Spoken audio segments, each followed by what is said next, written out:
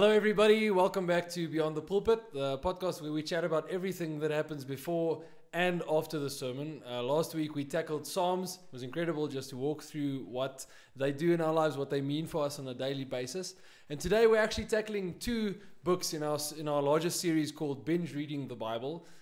Stephan was on the pulpit this week, and it was amazing to hear what his thoughts are on the Proverbs and Ecclesiastes.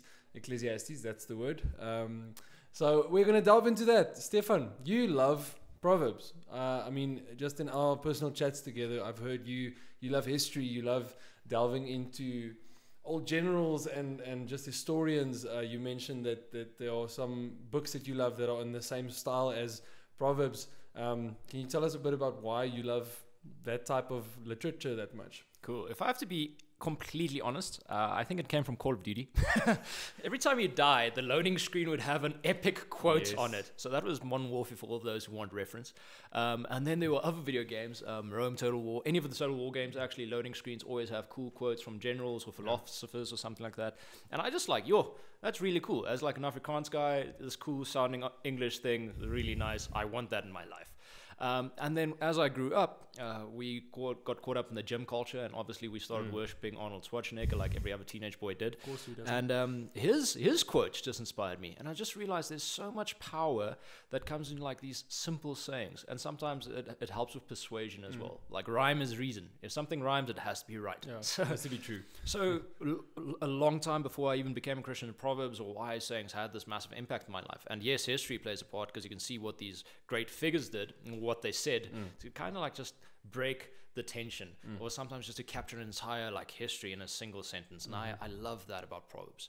And then obviously there's that transfer of knowledge and wisdom across the generations. That's something that's really, really cool. Sure, yeah. And all of us have that now. I mean, even this podcast, if it like is put in a time capsule and is stored in a weird place and then found thousands of years later, this is going to be some knowledge to someone. The sayings of Kobus and Stephan. Please don't record that. Well, and like that in itself is something really special to me. Yep. And I love how back in the day, there were only certain amounts of people that could write and read and then like transfer the knowledge. And that's why we only have so few of them. Sure, but now anyone can do it. So now we need to filter through what's good and what's bad. Hence the please don't record that reference.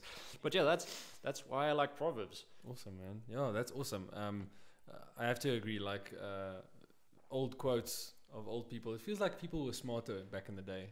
Back when we were young, people were literally smart, and we read all these things, and there's just this piece of like bigger wisdom than the TikToks we have today. If I can say it like that, shots fired. But that's awesome, man.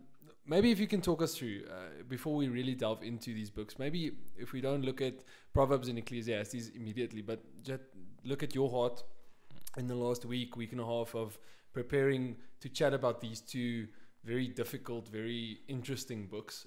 What's happened in your heart? What has been challenged? What's been good? What's been interesting or frustrating? Give us a sneak peek into the heart of Stephan. Cool. When I was a teenager, I became a Christian and I started reading the Bible. I read like the New Testament really quickly, and when I started the Old Testament and I got to Ecclesiastes, I literally sat there and wondered like, what the hell is this Bible book doing in the Bible? And it's really depressing. Like the opening line is meaningless, meaningless, meaningless. Everything is utterly meaningless. Chasing after the wind is your life. And I'm just like, dude, okay, thank you. I'm going to stop here for now. And after a while, it became my favorite Bible book in my early Christian life, just because it brings so much value and just the way that it's got this nice perspective. Kind of introduced me into philosophy. Like this is a guy that just sat down, looked at life, and wrote down what he observed. Yeah. And when we spoke about this a few weeks ago, like who's going to do which books, I jumped at Proverbs and Ecclesiastes because I love them. I love Ecclesiastes especially. I think it's my third favorite book. I think Philippians and Romans are still battling it for the top spot. But Ecclesiastes comes in on a hard third, and it's really good for that reason. Sure. I do enjoy it. So what happened in my heart was I'm not going to write about what Stephan loved about these books in my past. I'm going to read them again, and I'm going to see what stands out this time. And with that I want to encourage anyone that has never seen the Bible Project videos, please go check them out. They give an awesome summary of all Bible books, and then also they do a wisdom series, which is really cool. So that's Job's Proverbs and Ecclesiastes, and they take those three books and they kind of explain how they flow together. And when I watch those, I'm like, oh my gosh, That's a bunch of new information that I've never seen before. And that's what kind of happened in my heart. When I read through Ecclesiastes again, I just read through all those things that he says is meaningless. And I found out that, like, I'm running after those things every day. Sure, yeah. Like when he says that even when you're looking for advancement, and this is something that anyone does that has a job, is like, I want to become a boss one day. It's like, and Ecclesiastes says, like, dude, if you become a boss, just keep in mind, you dislike your current boss, and future generations are going to dislike you the way you dislike your current boss. I was like, yo, okay. Crazy. Thank you, Ecclesiastes, for ruining everything once again. There's nothing to look forward to. And it's just that. It's like we trick ourselves into thinking that this world has stuff to look forward to. And it's when our gaze is limited to earthly, temporary stuff, that's when the world becomes really, really depressing. We need to sprinkle a little bit of Jesus on this cake. And that is when life gets really exciting. And that's what happened in my heart. When I read through Proverbs is, once again, it's just those wise sayings. And you can read through it any time, any place, and you will get some wisdom. And when I read through Ecclesiastes, that's where the big heart change came. It's like, just, dude, focus a little. Don't run after stuff your entire life and fail to reach what you're looking for. But before I move on, Proverbs, the thing that stood out to me, and it's also what I saw in the videos, is what they said is Proverbs aren't promises. And that's something that a lot of us hang on to. And when I thought about it, when I had my own Ecclesiastes moment, I sat there and I'm like, yo, that's so true. There are so many Proverbs. The one that stood out to me the most, and I mentioned in the sermon, is train up a child in the way he should go, and when he's older, he won't depart from it. I'm like, that's a lie. That really doesn't happen. Yeah, that's the thing. Yeah. And that's the thing. Proverbs isn't promises, but that's like a general observation of life. Like if this is the godly lens that you look through, dude, that doesn't mean you shouldn't train up your kids. Definitely train up your kids. I know you say that the whole time. You plan to have kids, and you want to train them up in the godly way. And you've looked at people, how they've done, and you want to do that. And that's encouraged. And that's why it's in the Bible. That's why it's in Proverbs. It's good. Like, do not give up. But life still happens. Sure. If I can maybe just, side note, it's not in the notes, but maybe if you can comment on, if we can go bigger picture Bible. We're in the series, binge reading the Bible. And I know many people, I mean, myself, when I read Proverbs years back, you read it and it's like very optimistic. Like, do this and this will happen. Do this and life will be good. If you live in this way, these things will happen for you. And then, as you just said, Ecclesiastes come in and just breaks everything. It's like, it doesn't matter what you do. Life is random. Yeah. It happens. It's like smoke. It goes wherever it wants, and nothing you do can impact what tomorrow holds. Maybe comment on how in the bigger scheme of the Bible, those two actually fit in and teaches us to read the Bible in context. Yeah. Well, it's really hard when it comes to Proverbs because there is no real context, especially like in the latter part of the book. So like literally the majority of the book are just Proverbs randomly organized. So there's no real context. If you want to get a context, read the entire thing and kind of make up your own sections. That's how you get context there. In Ecclesiastes, once again, read the entire thing. Don't get depressed in the first 2 chapters. Finish the entire book and you see how well it flows into. And what it contributes to the entire Bible, and what I said in my sermon, is from the very start of Proverbs, it says, the fear of the Lord is the beginning of wisdom. And at the very end of Ecclesiastes, it says, and this is the conclusion of this matter, this very depressing matter, is fear God and then live life. So when I looked at that and I just saw that the fear of the Lord is this great golden, not even the golden thread, I'm not going to say that, sorry. It is like this thread that runs through both of these books. Yeah. And right now, I'm actually, this very morning, I'm preparing a series on anxiety for our young adults. Cool. And they said the one way to replace your fear of stuff is to introduce your fear of God. And when we hear fear of God, it's like, oh, that's good. That's reverence and awe. But it's also, he's scary, man. He's so scary. He's so powerful, and he's got this huge demand for holiness. And when I was reading John Piper's article on it, and he speaks about when the disciples were caught in a storm and Jesus was sleeping in the bow, and he woke up and he calmed the storm. And the verse literally says, and they were filled with a greater fear. Sure. I'm like, okay, that's nice. Yeah. So a really powerful guy stops the storm. And yet we've got this trust and this love in God. And it's when we realize that there's something more powerful than what's going on in our world, our anxieties and our fears get replaced by a greater fear, a much more gentle fear, burden that is really light. And the same with Ecclesiastes and Proverbs. If we have that fear of God in the back of our mind, the way that we look at the world all of a sudden changes. Now, I mean, in our context right now, COVID-19, every single plan that we make somehow gets frustrated. We need to jump through all these crazy hoops to do the simplest stuff. But if we just keep the fear of the Lord in the back of our mind, like God's still in control. God's so much bigger than this. So much bigger. Yeah. We can enjoy life and we can do life right. And that's the 2 big points about Ecclesiastes and Proverbs, respectively. That's awesome, man. Yeah. And maybe we can delve into that a bit. You started touching on it, but Ecclesiastes, what it does for me you mentioned this in your sermon as well. It almost tells you to chill. Yeah. I can't remember your exact phrasing, but it was like you experienced it as being like, stop worrying about stuff, stop, like just be in the moment, which is a big theme if you go outside of church today. The whole mindfulness exercise that everybody's doing, we've got these apps that help you be mindful. Can't even remember the name now, but it's these meditation apps, and just it helps you to forget about all this stuff. What I want to touch on is that we're in Joburg, where we're recording from, obviously in Alberton, and I moved here a year and a half ago. You were born here, and you moved away, and you came back. But I'm here for a year and a half now, coming from Bloemfontein, much more chill, almost flower like, power. Yeah, flower power, flower fountain. Bad Afrikaans English translation of the word. But we came here, and I was immediately shocked by the pace of living here in Joburg. And I don't know if it's just here or just if it changed while we came here, but I was really confronted with the fact that people never stop. They literally never stop. They never stop climbing the corporate ladder, as you said at the start. There's always a next thing. They're always striving for more money. And we had the chat the other day in our cell group. We said we're actually doing a series on work and rest, and we said that's the thing. In Joburg, there's this culture: if you want to have a lot of money, you spend a lot of time. That's the trade-off. You give your life and your time, but you get a lot of money. Is there something that Ecclesiastes speaks into that way of thinking, of constantly striving for more, striving for the next thing? Does it comment on that? Yeah, it definitely does. And I'm also going to, like, in my travels, almost, in my family's travels, I just kind of stuck with them. We ended up in Margate for a few years. So I finished high school there. And it's really the surfer mentality. Like, all they could speak about is like, oh, the surf is so good today. I'm like, bro, we're at school. What are you speaking about?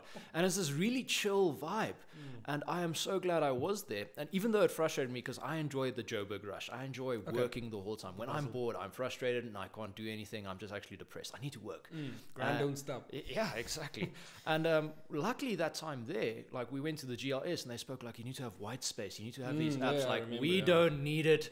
We have it the whole time. We need to have apps that make us work, kind of thing. So when I came here, I had that awesome balance already, where I enjoy life, bro. Like, part of my routine every day is I want to game. I want to read a book. I want to relax. I want to enjoy life. And Ecclesiastes make this point 5 times throughout the book. And between each of those 5 times, it speaks about stuff like, if you chase after money, you're going to chase your entire life. And then when you die, you're leaving it to people that you don't know anything about. Sure, yeah. And if you do have money one day, you're going to be too old to enjoy it. And other things that it says is I've already spoken about the advancement one. There's a whole bunch where it just speaks about you're going to be chasing after these things and you're never going to enjoy it. Yeah. And the big point that he makes, like I said, 5 times, is he literally says, eat, drink, and enjoy life. Yeah. Like, enjoy little things. Enjoy, one of the verses says, enjoy your wife. I'm like, yes. As a single guy, I'm like, whatever you say, pal. I'm gonna enjoy my gaming. And it's literally that we are rushing so much, and it's not a bad thing, because a part of it says near the end of Ecclesiastes, it says invest in many ventures. Like, invest your money, take risks. And the one part it says, even when you're done with your job in the morning, do a job at night, because you don't know which one's going to bring you the most profit. Sure. So it says work. Goes both ways. It doesn't. Yeah, it really doesn't say be lazy. It doesn't say become a hippie. Much as fun as that seems, it is both ways. One of those says a godly man will avoid both extremes. You will stick in the middle. That's awesome. And I think you guys' series on work and rest is so important, because we as human beings miss that these days. We feel like, we've rested for like a year now, thank you COVID. Now we need to catch up. That's not the case. I think God put that there on purpose. Awesome. You're actually touching on what I want to ask next, because almost to handle the balance between striving and then just enjoying life, being present, which Ecclesiastes dives into, is actually what the whole theme of the wisdom literature is about, is like seeking wisdom. A wise man, like you just said, almost keeps a good balance between these. Proverbs opens up with a call to search for wisdom. He tells people, get wisdom at all costs. Like, this is the one thing you need. How do we, in the 21st century, in Alberton, Johannesburg, get wisdom? Wow, that's a good question. I did this with a grade 10 Bible study group. The one time we were going through Proverbs, and like each chapter had one of the teens to do it. Yeah. And we went through these verses like, oh, get wisdom, do this and that. And literally the next verse is like, avoid the adulterous woman. And like one of the grade 10 girls had to do it. And we're busy reading this chapter. I'm like, oh my gosh, Oh, no. I should have proofread this before I told you to do this chapter. And that's just a funny story. I don't want to include it because it's funny. But I would say the exact same way they did back then is we think that our issues and our challenges are unique. They have a unique flavor, but they're not necessarily unique. I mean, we do worry about the stock markets. They worried about the cattle markets or something. I don't know. So definitely not different situations, just different flavors. Okay. And in the same way they did. And verse 7 of Proverbs says, fear the Lord. And that is the start of wisdom. And that is where you want to get wisdom. And here's the one thing about wisdom that I failed to mention in my sermon is wisdom is not just knowledge, it is applied knowledge. Okay. So it's not just like, oh, I'm really smart, I've read all these books. That's not necessarily the case. Wisdom is like, what do you know and how do you apply it? Wow. So you can go to the randomest corner of the world and you find the wisest man that knows very little. Whereas you can meet the guy that knows the most, but he doesn't react to any of it. And that's the same way of Christian maturity, by the way. Christian maturity is not measured by how much you know about Jesus. It's about how much you know and how much you're obedient to. And that's something I want to just nail in there as well. That's awesome. For a second is if you think you're a mature Christian, just look at how much you know and how much of that you're obedient to before you say, yeah, I'm mature. yeah. There's this phrase we throw around like YouTube knowledge. Avoid. Yeah, that's the thing of our age is like information is readily available. But just in terms of leadership, for me, I experienced that so much where I know what to do. I don't know if it's the right thing to do. Many times I'm struggling with this a lot just to get wisdom. And for that, I turn to people who've got experience, not knowledge, but experience in life. That's awesome. And maybe we can end off with this. For me, it feels like a very interesting topic, and we're going to have to cap it for time. We want to honor everybody's time. But we read about about Solomon in the Bible, and there's this really famous, I think everybody knows about the fact that God told him you can get anything, and he asked for wisdom. Obviously, these books are filled with his writings as well. Can we see his choice to get wisdom above everything else that he could have gotten in these books? And what impact should that have on us? A tough question, sorry. Yeah, it's a good one though, because it was a carte blanche. God didn't give an ultimatum. And usually we tell the story like God asked, would you like riches or wisdom? He didn't. He said, what do you want? And Solomon in his circumstance said, I want wisdom to lead your people. And I think that's any leader should start with that. And I think that's why he chose it. And we can see it. Not necessarily in Proverbs and Ecclesiastes on point, but in the evidence from Kings and 2 Kings. He was the richest, he got the most prosperity into Israel and all that stuff. But when we come to Proverbs, the things that he notices, and this is one thing that makes Proverbs unique from all other collections of Proverbs or wise sayings, it's a godly point of view on life. And that's what we need to understand about the book of Proverbs. When you're reading this, it's not just ancient Israelite Proverbs. This is godly wisdom that's being transferred from the wisest man in the Bible that received godlike wisdom and gave it to us. That's good. When we come to Ecclesiastes, he literally writes, I chased after wisdom, I chased after happiness, I chased after riches, and none of these were of any benefit for me. They were all meaningless. So he literally writes there, well, they're meaningless, but then he writes that wisdom is better than folly. So yes, it's meaningless, and I spoke about that in my sermon, just to add this in quick. Meaningless, the word in Hebrew, is actually smoke or vapor. It's like this formless thing, and you mentioned as well, if you try grab it, you can't. If you try running after it, you're literally running after the wind. So your wisdom is not meaningless in the sense that it's purposeless. It's just like, if you're going to chase after it, you're going to chase for the rest of your life, and you're never going to reach it. And that's not necessarily a bad thing. Like, I want to chase after wisdom my entire life. But I don't want to be distracted by my pursuit of wisdom that I fail to live life. Not that whole journey, not the destination kind of thing. Sure, that's so good, man. That's awesome. Last thing. Pastors get 3 last points. But practically, how should we handle the Proverbs? Last week, we handled Psalms, and I said that it's a good thing to visit the Psalms regularly. It's not a type of book that you read and then you've got the information. How should we handle Proverbs and Ecclesiastes? I read through them every year, once a year. Psalms and Proverbs at the same time, Ecclesiastes some other time when I feel up to it, kind of thing. And Proverbs from chapter 10 onwards is literally a bunch of wise sayings. So you can read through one of those almost every day. You will receive wisdom. And that's the cool thing about Proverbs. You can casually read it. You don't have to deep dive study it to receive wisdom. You can if you want to, if that's your kind of thing, go for it. But what I would advise anyone to do is read through them once a year, the same way, like you said that as well, same way we do.